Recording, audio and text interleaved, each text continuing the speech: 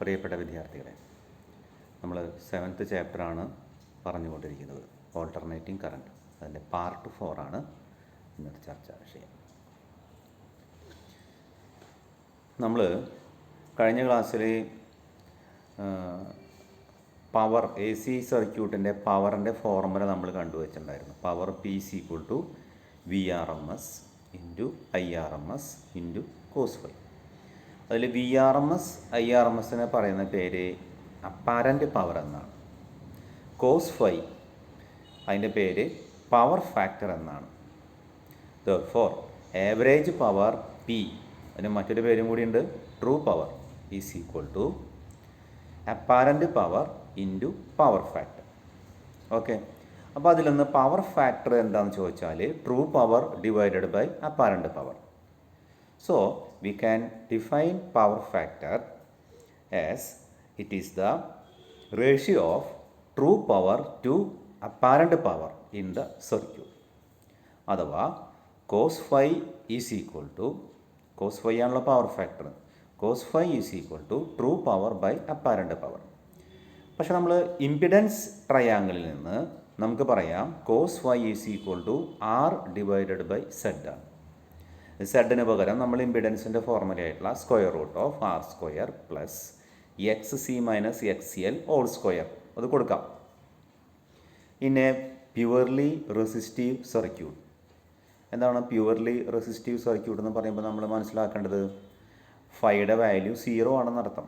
Therefore cos phi is equal to 0 equal to 1. Cos phi 0 ആകുമ്പോൾ ഫൈയുടെ value 0 ആകുമ്പോൾ cos 0 is equal to 1 ആണല്ലോ. Therefore power factor in a purely resistive circuit is equal to 1. പക്ഷേ ഒരു pure inductive circuit ആണെങ്കിൽ, അഥവാ ഒരു pure capacitive circuit ആണെങ്കിൽ ഫൈയുടെ വാല്യൂ പൈ ബൈ 2 ആണെന്ന് നമുക്കറിയാം. അപ്പോൾ നമ്മൾ പവർ ഫാക്ടർ കോസ് ഫൈക്ക് പകരം കോസ് പൈ ബൈ 2 കൊടുക്കുക. അപ്പോൾ കോസ് പൈ ബൈ 2 കോസ് 90 0 ആണെന്ന് നമുക്കറിയാം. ഒരു പ്യുവർലി ഇൻഡക്റ്റീവ് ഓർ കപ്പാസിറ്റീവ് സർക്യൂട്ടിൽ power factor is equal to 0. അപ്പോൾ റെസിസ്റ്റീവ് സർക്യൂട്ടിൽ പവർ ഫാക്ടറിൻ്റെ വാല്യൂ 1ഉം ഒരു കപ്പാസിറ്റീവ് അതുപോലെ ഇൻഡക്റ്റീവ് സർക്യൂട്ടിൽ അതിൻ്റെ വാല്യൂ 0യുമാണ്. അഥവാ പവർ ഫാക്ടറിൻ്റെ വാല്യൂ 0യ്ക്കും 1നും മധ്യഭാഗത്ത് വാരി ചെയ്യുന്നർത്ഥം. അടുത്തത് വാട്ട്ലെസ് കറണ്ട് എന്ന് പറയുന്ന സംഭവമാണ്. In a purely inductive or capacitive circuit, phi is equal to pi by 2. നമ്മൾ നേരത്തെ കണ്ട കാര്യമാണ്. അങ്ങനെയാണെങ്കിൽ average power P is equal to 0. കാരണം ആവറേജ് പവർ കാണാനുള്ള formula apparent power into power ഫാക്ടറാണ്. പവർ ഫാക്ടർ 0 ആയി കഴിഞ്ഞാൽ പിന്നെ ആവറേജ് പവർ എന്ന് പറയുന്നത് apparent power into power factor 0 ആണ്. അപ്പോൾ therefore average power is equal to 0. That means no power is dissipated. അതായത് പവറൊന്നും ഡിസിപ്പേറ്റ് ചെയ്യുന്നില്ല, പക്ഷേ ഈ സമയത്ത് സർക്യൂട്ടിലൂടെ കറണ്ട് ഫ്ലോ ചെയ്യുന്നുണ്ട്. ഇത്തരം കറണ്ടിനെ പറയുന്ന പേരാണ് വാട്ട്ലെസ്. അതായത് വാട്ട് എന്ന് പറയുന്നത് പവറിൻ്റെ യൂണിറ്റാണ്. അപ്പോൾ പവർ ഇല്ലെങ്കിലോ വാട്ട്ലെസ് എന്ന് പറയും. അപ്പോൾ വാട്ട്ലെസ് പവർലെസ് കറണ്ട് അതിനെ പറയുന്ന പേരാണ് wattless current. Okay, so it is a current flowing through the circuit while it dissipates or while it consumes no power is generally known as wattless current. Okay, അടുത്ത condition resonance എന്ന് പറയുന്ന ഒരു കണ്ടീഷനാണ്. എന്താണ് resonance നോക്കാം. In a series LCR circuit current I is equal to നമുക്കറിയാം voltage by resistance ആണ്. അപ്പോൾ LCR സർക്യൂട്ടിൽ റെസിസ്റ്റൻസിന് പകരം ഇമ്പിഡൻസ് Z കൊടുത്തു. Therefore I is equal to V by Z. നമ്മൾ മാക്സിമം കറണ്ടിൻ്റെ വാല്യൂ കാണുന്നതുകൊണ്ട് I0 is equal to maximum voltage divided by impedance V0 divided by Z. സെഡിനെ അഥവാ ഇമ്പിഡൻസിനെ നമ്മുടെ ഗിവൺ വാല്യൂ കൊടുത്തു. എപ്പോഴെങ്കിലും ഇനിയുള്ള കാര്യം ശ്രദ്ധിക്കണം കേട്ടോ, എപ്പോഴെങ്കിലും ωL ഈക്വൽ ടു 1/ωc ആണെങ്കിൽ ആ ഇക്വേഷനിൽ, അതായത് I0 ഈസ് ഈക്വൽ ടു ഈ ഇക്വേഷനിൽ I0 is equal to V0 divided by square root of R square plus ആ ഫാക്ടർ, ഇവിടെ ബ്രാക്കറ്റിൽ കിടക്കുന്ന ഫാക്ടർ 0 ആയിട്ട് പോകും. കാരണം രണ്ട് ഈക്വൽ ആണെങ്കിൽ ωL - 1/ωc ഈക്വൽ ടു 0 ആണല്ലോ. അപ്പോൾ നമ്മുടെ ഇക്വേഷൻ എന്തായിട്ട് മാറി? നമ്മുടെ ഈ equation V0 divided by square root of R square എന്നായി മാറി. അഥവാ square root of R square എത്രയാണ്? 6 അല്ലേ? Therefore I0 is equal to V0 divided by R എന്നായി മാറി. എന്ന് വെച്ചാൽ ഇമ്പിഡൻസ് ഇസഡ് എന്ന് പറയുന്നത് ഈ കേസിൽ അതിൻ്റെ റെസിസ്റ്റൻസ് 6 മാത്രമാണ്. അതിനോട് എഴുതിയേക്കണേ impedance Z will be minimum and is equal to 6 എന്ന്. അപ്പോൾ അതിന് കണ്ടീഷൻ എന്താ? Omega L is equal to 1/ωc ആവുക. അഥവാ inductive reactance is equal to capacitive reactance ആവുക. ഈ സമയത്ത് impedance will be minimum and is equal to purely resistive. ഈ സമയത്ത് നമ്മുടെ ഈ ഇക്വേഷൻ പ്രകാരം ഇവിടുത്തെ ഈ വാല്യൂ 0 ആയത് പോയതുകൊണ്ട് current I is equal to V0 divided by R ആണെന്ന് പറഞ്ഞല്ലോ. അപ്പോൾ ഈ ഫാക്ടർ അടിഭാഗത്ത് കിടക്കുന്ന ഈ ഡിനോമിനേറ്റർ ഫാക്ടർ ഏറ്റവും മിനിമം ആയിട്ട് മാറി. അപ്പോൾ കറണ്ടിൻ്റെ വാല്യൂ മാക്സിമം ആയിരിക്കും. അതാണ് ഇവിടെ പറയണേ the current will be maximum. അതിൻ്റെ വാല്യൂ നോക്കൂ, I0 max is equal to V0 divided by R. ഈ ഫിനോമിനനെ പറയുന്ന പേരാണ് റെസൊണൻസ്. സോ എന്താണ് റെസൊണൻസ് എന്ന് ചോദിച്ചാലോ, when inductive reactance is equal to capacitive reactance impedance will be minimum.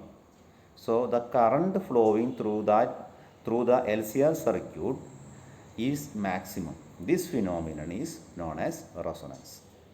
Resonance സംഭവിക്കുന്ന സമയത്ത് എന്തെല്ലാം നടക്കും? 9 പ്രധാനപ്പെട്ട കാര്യങ്ങൾ ഞാനിവിടെ എഴുതി സൂചിപ്പിക്കുന്നുണ്ട്. അടുത്തതായിട്ട് ഒരെണ്ണോട്ട് കൊടുത്തിട്ടുണ്ട് ഇവിടെ 9ാമത്തെ. നമുക്ക് ആദ്യം 1 മുതൽ നോക്കാം. റെസൊണൻസ് വേണമെങ്കിൽ ആദ്യത്തെ കണ്ടീഷൻ എന്ന് പറയുന്നത് omega L is equal to 1/ωc ആണ്. Okay. Net reactance is equal to 0. അപ്പോൾ നേരത്തെ പറഞ്ഞത് impedance is equal to resistance എന്നാണല്ലോ. ഇവിടെ എന്താ net reactance is equal to 0 ആവാനുള്ള കാരണം? നെറ്റ് റിയാക്റ്റൻസ് 0 ആണ്. കാരണം എന്താ? ഇൻഡക്റ്റീവ് റിയാക്റ്റൻസും കപ്പാസിറ്റീവ് റിയാക്റ്റൻസും ഈക്വലാണ്. അഥവാ ഈക്വൽ ടു ഒന്നിൽ നിന്ന് മറ്റൊന്ന് മൈനസ് ചെയ്താൽ 0 ആണെന്നർത്ഥം. 3ാമത്തെ, circuit behaves as a purely resistive circuit. നമ്മളിപ്പോൾ കണ്ട കാര്യമാണ്. Z is equal to R ആണ്. 4ാമത്തെ, current and voltage are in phase. ഒരു സർക്യൂട്ട് പ്യുവർലി റെസിസ്റ്റീവ് സർക്യൂട്ട് ആണെങ്കിൽ കറണ്ടും വോൾട്ടേജും ഫേസിലാണ്. നമ്മൾ ഏറ്റവും ആദ്യം പറഞ്ഞ കാര്യമാണ്. 5ാമത്തെ point, cos phi is equal to 1. എന്താ cos phi is equal to 1 ആവാനുള്ള കാരണം? പ്യുവർലി റെസിസ്റ്റീവ് സർക്യൂട്ട് ആണെങ്കിൽ പവർ ഫാക്ടർ കോസ് ഫൈയുടെ സ്ഥാനത്ത് നമ്മൾ 0 കൊടുക്കാം. Therefore cos 0 is equal to 1. 6ാമത്തെ point, power dissipation is maximum. നോക്കൂ, പവർ കാണാനുള്ള general formula VRMS into IRMS into cos 0. ഫൈക്ക് പകരം 0 കൊടുക്കാമല്ലോ. Therefore P is equal to VRMS into IRMS അഥവാ I² R. ഈ സമയത്ത് പവർ ഡിസിപ്പേഷൻ മാക്സിമം ആണ്.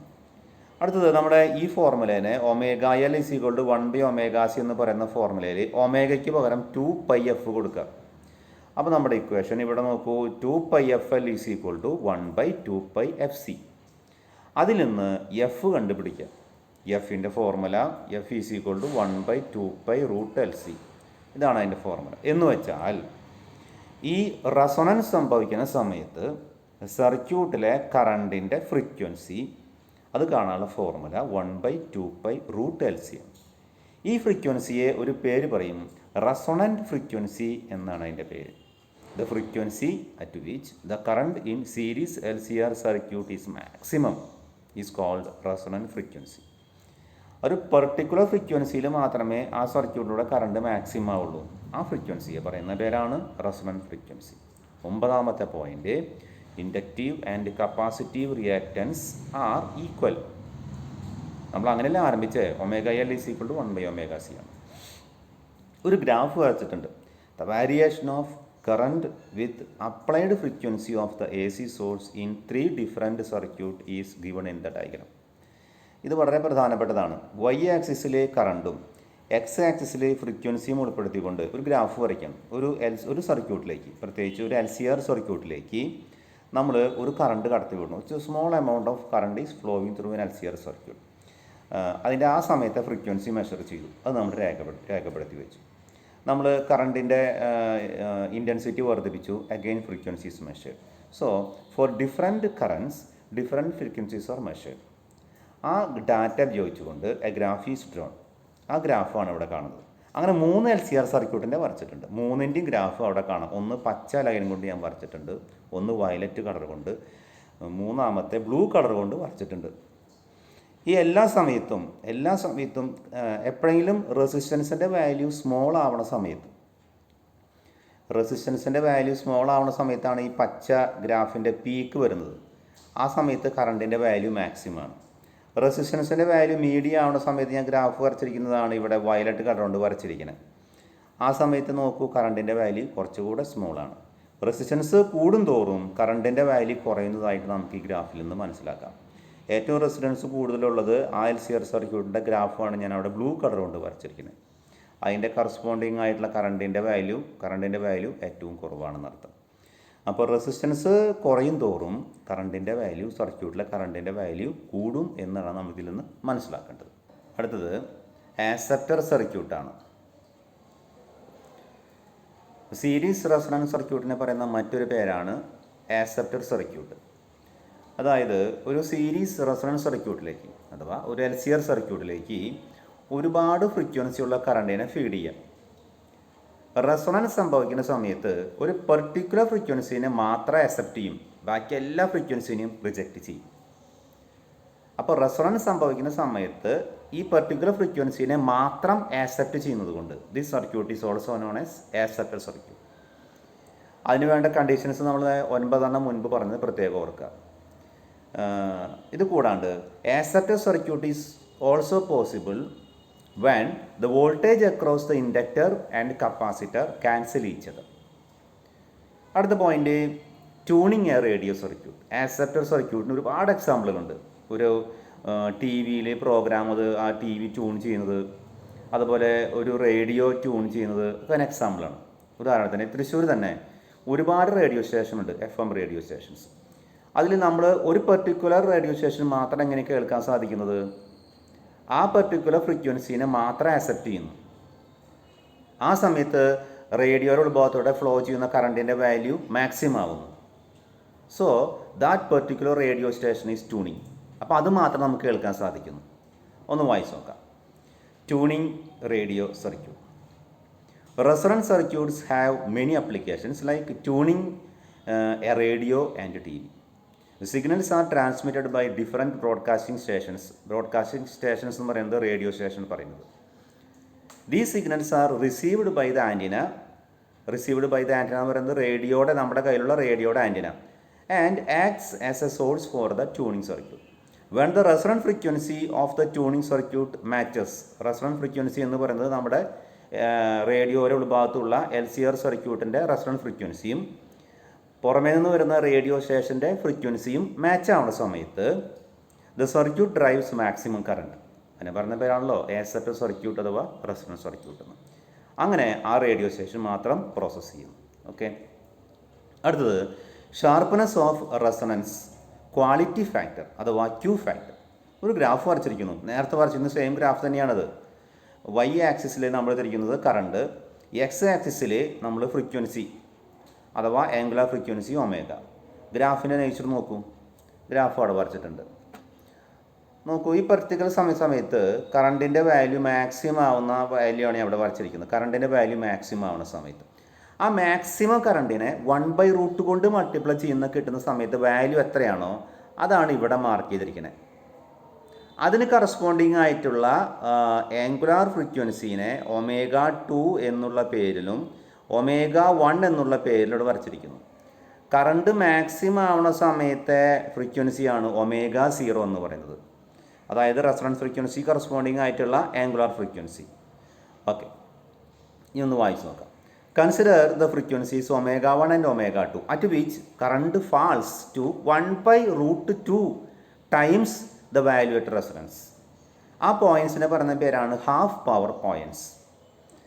അപ്പോൾ താഴെ ω1 is equal to ω0 plus delta omega. അതുപോലെ ω2 എന്ന് പറയുന്നത് ω1 ω2 ഗ്രാഫിൽ നോക്കി മനസ്സിലാക്കുക. ω2 എന്ന് പറയുന്നത് ω0 മൈനസ് ഡെൽറ്റ ഒമേഗ. ഈ രണ്ട് ഇക്വേഷനിൽ നിന്ന് ഒന്നിൽ നിന്നും രണ്ടാമത്തെ മൈനസ് ചെയ്യുക. therefore ω1 minus ω2 is equal to 2 delta omega. ഇതിനെ പറയുന്ന പേരാണ് bandwidth of the circuit. Bandwidth എന്ന് പറയുന്നത് പണ്ട് നമ്മൾ ഇൻ്റർനെറ്റിൻ്റെ കാര്യം പറയുമ്പോൾ നമ്മൾ ഡയലപ്പ് കണക്ഷനായിരുന്നു. ഡയലപ്പ് കണക്ഷനിൽ ഒരു MB ഫയൽ സൈസുള്ള ഒരു ഫയലിനെ ഡൗൺലോഡ് ചെയ്യാൻ അല്ലെങ്കിൽ അപ്ലോഡ് ചെയ്യാൻ എത്രയോ നേരം കാത്തിരിക്കണമായിരുന്നു. കാരണം അതിൻ്റെ ബാൻഡ് വിഡ്ത്ത് വളരെ കുറവായിരുന്നു, അഥവാ നാരോ ബാൻഡ് വിഡ്ത്തായിരുന്നു. ഇപ്പോൾ നമ്മൾ ബ്രോഡ്ബാൻഡും ഒപ്റ്റിക്കൽ ഫൈബർ ഉപയോഗിച്ചുള്ള ഇതൊക്കെ ഉപയോഗിച്ച് തുടങ്ങിയപ്പോൾ ബാൻഡ് വിഡ്ത്ത് ഒരുപാട് കൂടി. അങ്ങനെയുള്ള ബാൻഡ് വിഡ്ത്ത് പറയുന്നതിൻ്റെ ഇക്വേഷനാണ് ഇവിടെ പറയുന്നത് ω1 - ω2 എന്ന് പറയുന്നത്. The quantity ω0 divided by 2 delta omega, അതാണ് ഷാർപ്പ്നെസ് നിശ്ചയിക്കുന്ന ഘടകം. അതിനെ പറയുന്ന പേരാണ് quality factor. The smaller the bandwidth larger will be the quality factor and current is set to be sharper. Current ഷാർപ്പണാവുന്ന സമയത്ത് ഇവിടെ നോക്കൂ, ഇവിടെ ഏറ്റവും ഷാർപ്പായിട്ടുള്ള പോയിന്റ് നമ്മളിവിടെ മാർക്ക് ചെയ്തിട്ടുണ്ട്. അപ്പോൾ ഇതിനെയാണ് നമ്മൾ ഷാർപ്പ്നെസ് ഓഫ് റെസൊണൻസ് അഥവാ ക്വാളിറ്റി ഫാക്ടർ അഥവാ Q ഫാക്ടർ എന്ന് പറയുന്നത്. നമുക്ക് വീണ്ടും അടുത്തൊരു ക്ലാസ്സിൽ കാണാം.